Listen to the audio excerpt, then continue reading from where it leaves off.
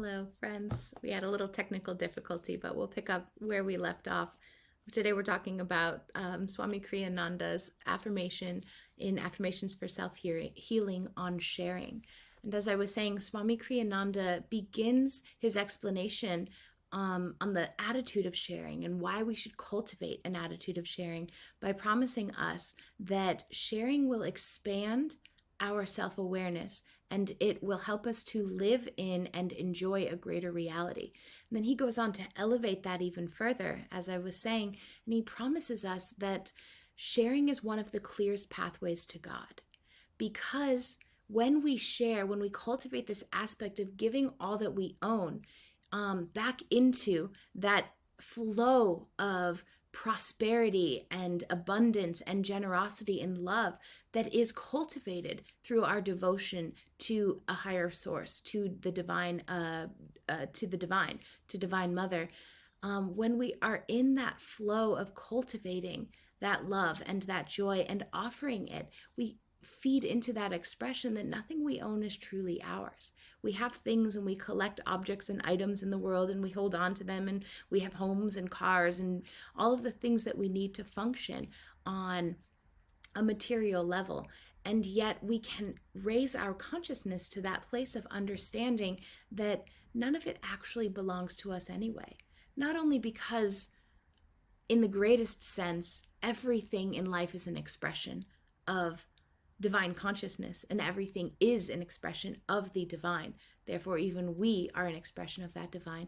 But even because on a less esoteric level, as we move through levels of consciousness, I was thinking about it in the sense of how do we share? What does that mean to share in the world?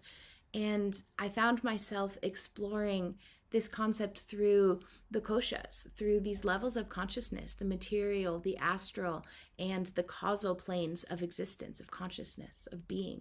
And on the material plane, what does it mean to share? It means that if you have something that you love, you want to share it with other people, and that just generosity of spirit in the physical, tangible things that we own. I remember a few years ago, I had bought a sweatshirt at a store that I loved. It was really soft and it was wonderful, and I just loved it. And a friend of mine who I care about very dearly, she fell in love with it as well. And she said, "Oh, I just love this sweatshirt. I want one. I just adore it." And we weren't the same size, so I would have just taken mine off the sweater off my back and given it to her, because that expression of wanting to share and wanting to give joy and to give love to somebody else in the form of a little sweatshirt. It feels so simple when we think of it that way. But I remember I went right down to the store and picked up a sweater that would work for her size, and I brought it to her the next day, because there's just that feeling of wanting to give and wanting to offer, and particularly to those people that we love and even people that we don't know. When we're sharing on a material level, it's not actually the resonance of what we're offering. It may be that the item that we're giving to somebody or the object that we're offering is a helpful thing for them. Or I was reading last night in in Paramahansa Yogananda's little book, how to be happy all the time, and he talks about a time when he had brought an instrument over from India, and it was a very old traditional instrument, and he loved it very much, and he was playing it one evening for somebody, and the person just fell in love with it, and he just picked up the instrument and he handed it to them, and he said, "Here, it's yours now." And later, one of his devotees said, do you feel the loss because it's, you don't have the instrument to play anymore and you loved that instrument so much? And he said, "Not at all. The only thing that I can feel is the expression of love, is the expression of generosity and happiness and joy that I was able to share in those moments." And so when we're working through these layers of consciousness, when we're offering something with that attitude of sharing, of prosperity, of abundance, of giving, whether out of love, whether out of need, whether out of just a kindness and a desire to expand our own self and to give joy, it's not actually the item that matters, but it's the vibration of consciousness, of energy beneath it. Which brings us to the causal level, the astral level, the energetic level. It's not just items in the world and objects that we can share. We also share our vibration. We share our energy.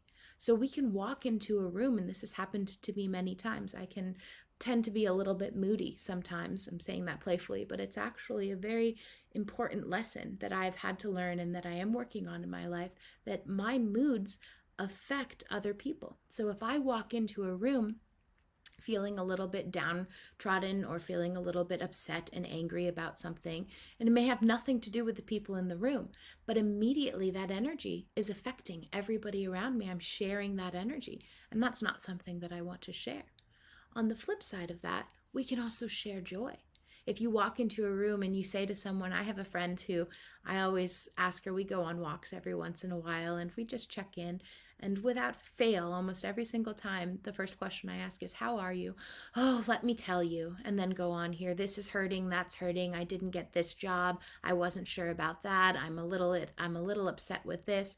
And we always start with a list of what's going wrong. And I have taken a practice to immediately, and this person doesn't even know that I'm doing it, but just to say, if, I'm having a little bit of trouble with this and my knee is giving me some trouble and I can't go on my hikes anymore. Oh, but look at us, we're on a walk right now and look at the flowers, they're beautiful. And just immediately taking that opportunity to just pick up the energy in little ways and pick up the joy and share some of these vibrational aspects, because what we have to give is our energy to people, and we can feed people in that way, and we can offer that to them, and it is effective. The entire series that we're talking about here, Change Your Mind, comes back to that reality that words hold a power, and that words have the power to change our very vibration and our very consciousness.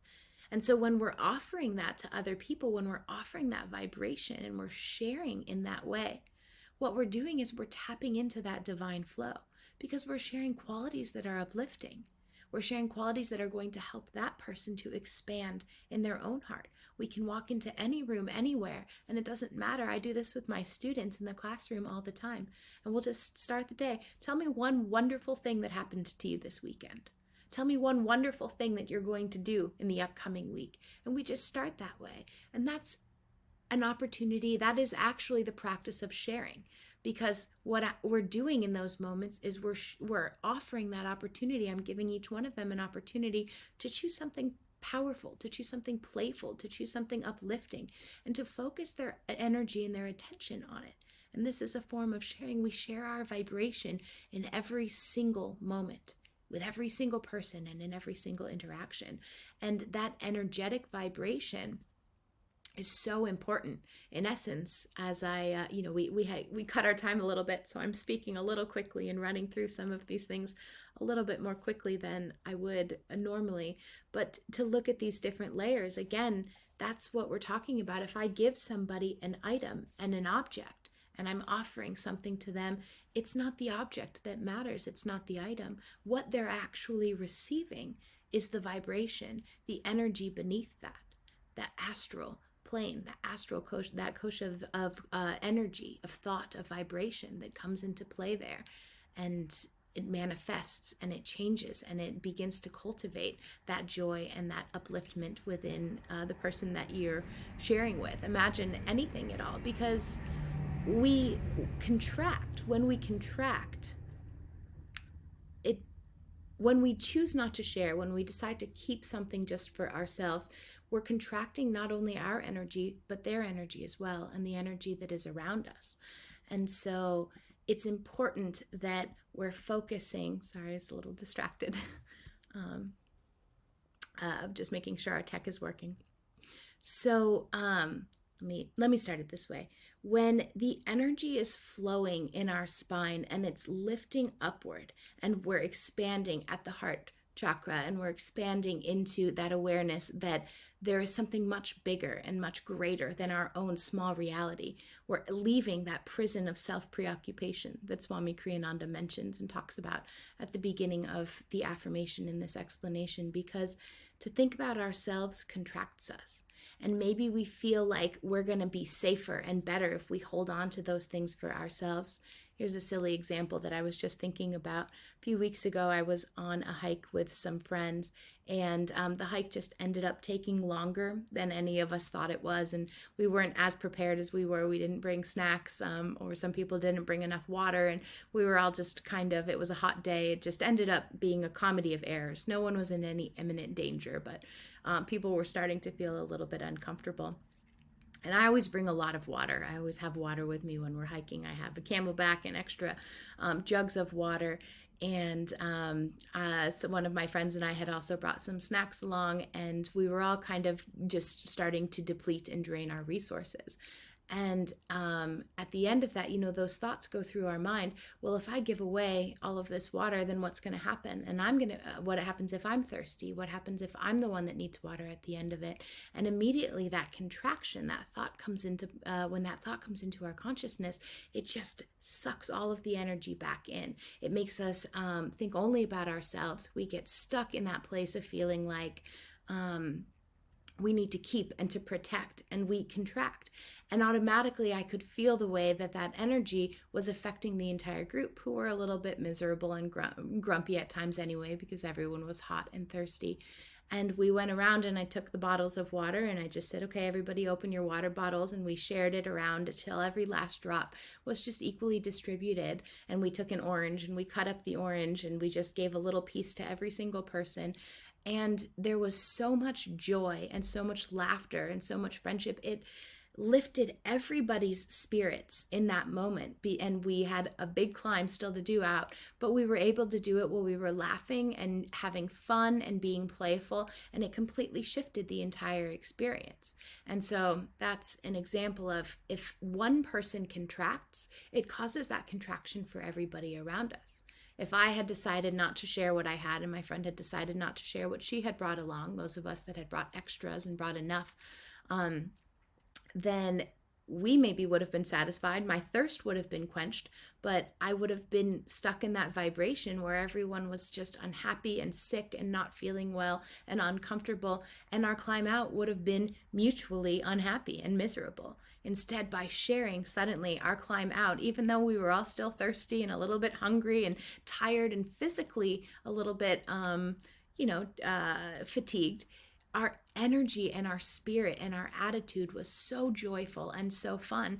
And that's what makes the difference, because at the end of the day, the attitude with which we enter into every circumstance and every situation, the attitude and the energy that we share and that we help to cultivate in the world, is what makes transformation possible on the level of consciousness. That's what helps us, each one of us, to transcend these little hiccups and these little molehills and mountains that exist in our spine, where our ego says, no, we can't do that. No, we have to keep this. No, we must hold on here. We can't let that go. And suddenly we go from being that contracted, I'm just going to stay home and protect myself, to realizing, oh, God will provide everything that we need. I can be in tune with the divine grace. I can open my heart in receptivity to that divine grace and realize, everything I have flows through you. Everything I have flows through me and comes from you. And when we're in that flow, when we're open to that state of divine grace and receptive to it and listening for it and watching for it, it's flowing to us. Divine grace is always flowing, but when we're contracted, when we're trapped, when we want to hold back and protect, when we're imprisoned in our own self-preoccupations, as Swami Kriyananda shares with us, then we get stuck there in that place. And divine grace, though it's flowing, we can't see it. It's the example that Paramahansa Yogananda gives, where he says that the sun shines equally on a diamond and a lump of coal, but the diamond is able to receive it and reflect its light outward, and it shines in that brilliance, and the coal is not able to receive and absorb it in the same way. The diamond shares the light that it receives, and it sparkles, and it draws us to it. We too get to be just like that diamond, symbolically an example of that. God's light is always shining on us. If we absorb it, then we too get to reflect that light outward and to share it. And just like so many people are drawn to the brilliance of a diamond, people will be drawn to that brilliance in us, because it's not our personal brilliance. It's the divine consciousness. It's divine grace that's flowing down that we are able to open ourselves to and receive. And that comes in small ways of buying a sweater for a friend that we love, or sharing our water on a hike. But the material and the vibrational, energetic planes of consciousness, they exist only at the very core in that causal plane consciousness, the very plane of thought, that subtle vibration when God created the universe and just thought it into existence, and it moved outward into manifest to manifest into this reality that we all live in now, this material world. And that thought level is the level of love, pure love, bliss, Sat Chit Ananda. And so when we are in a spirit of sharing, whether it's sharing our energy, whether it's sharing our possessions and what we have, whether it's opening ourselves up and learning and understanding everything I own comes from the divine and it's not actually mine. Therefore, I pass it along as the flow is asking me to. I share what I have with the world. I open my heart. I open my home. I open my life to those whom I love, to those whom I can help to serve, to give them a touch of that divine grace. When we live in this flow, what we're actually tapping into is the very essence, and this is where I began earlier in the day, is the very essence of our true nature, because it is the nature of bliss, of joy, of love, to want to share itself. Sat Chit Ananda, ever present, ever existing, ever new bliss. It is the very nature of bliss to want to share itself.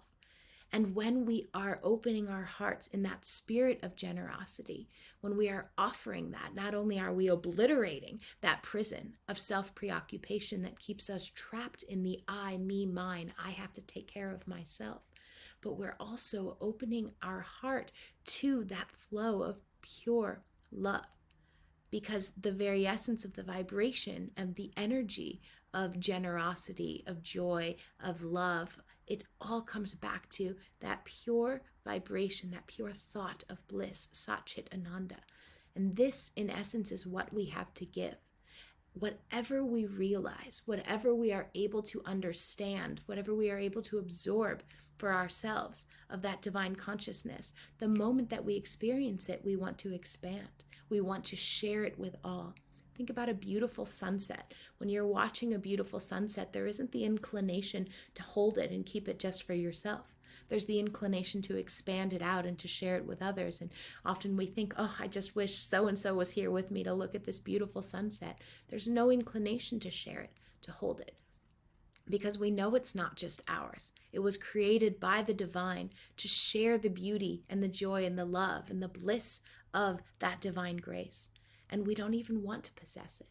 And in those states of stillness, when we're experiencing true peace, true joy, true love, it's inherently a state of expansion. There's no part of us that wants to hold on to that and keep that for ourselves. Happiness traps us. Oh, I'll be happy if I can have this car. I'll be happy if my rent will stay at this price. I'll be happy if my house could be just a little bit bigger. Happiness traps us and it keeps us stuck in the ego. But bliss is infinitely expansive. Bliss, peace, joy, love, these are emotions that expand out, and there's no inclination to hold them because they come directly from the divine. And this, in essence, is what we're sharing in every moment, because this is what we truly are at the very core. Everything else is a little vritti, a whirlpool of distraction that maybe pulls us off in one direction or another. But at the end of the day, what we have to share is our love for God. And that love for God is a flow of divine grace that comes to us and allows us to share it only if we open our heart and receptivity to it. If we can eliminate that prison of preoccupation and open our hearts to that. So let's end today with our affirmation on sharing. And we'll repeat it 3 times, once loudly together, once a little bit more softly in a whisper. And then finally, I'll repeat it once or twice at the point between the eyebrows as you guys repeat it silently. What I give to others, I give not away. For in my larger reality, it remains ever mine. I am happy in the happiness of all. Now in a whisper, what I give to others, I give not away. For in my larger reality, it remains ever mine. I am happiest in the happiness of all. And now silently, holding it at the point between the eyebrows, opening our hearts in receptivity to that feeling of love, to that desire that each one of us has in our soul to share God's love, God's light with all the world.